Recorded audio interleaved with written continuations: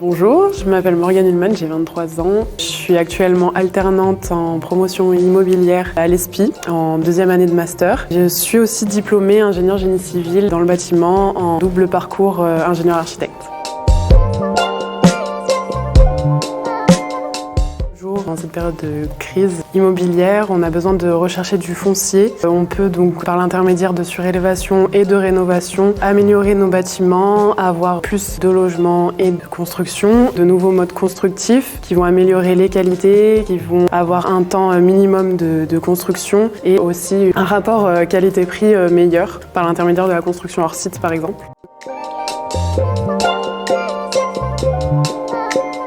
Comme un secteur qui va répondre aux besoins de la population, certes nous serons donc de plus en plus nombreux, donc il va falloir loger toutes ces personnes et pourquoi pas donc utiliser des bâtiments temporaires qui pourraient être faits en construction hors site, donc construits puis ensuite enlevés ou alors déplacés à un autre endroit pour une autre utilité. Également donc des logements, construire de nouveaux logements adaptés aux nouvelles personnes et à la population. La population va également vieillir dû au boom. Il va falloir construire des EHPAD notamment. Donc ça sera intéressant aussi de regarder aussi la qualité des bâtiments, que ce soit pour l'acoustique et la thermique, et donc aussi rénover ceux existants.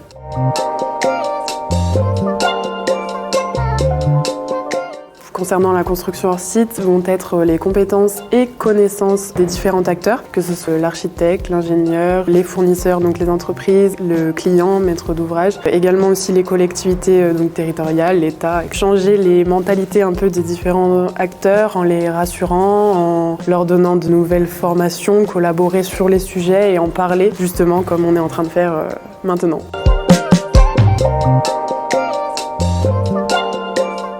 Alors, ce qui pourrait accélérer le changement vers des constructions plus durables serait donc le fait de communiquer sur la construction hors site, par exemple par l'intermédiaire de formations, que ce soit dans les écoles d'ingénieurs, d'architecture ou même d'immobilier. En parler, savoir que justement en école d'architecture, la construction hors site est vue comme vraiment industrielle et non esthétique. Donc je trouve que c'est simplement une nouvelle contrainte qu'on va apporter à l'architecte dès le départ du projet et il va pouvoir concevoir avec par exemple différents modules, voilà, et mettre tout ça en avant sur son projet. Ensuite, ça va être peut-être organiser des visites de projets déjà réalisés pour montrer aux personnes que c'est possible de réaliser en construction hors site. Et également des visites d'usines aussi pour les industriels, savoir comment ils fonctionnent. Tout ça pour collaborer ensemble et rassurer un maximum les acteurs présents sur les projets.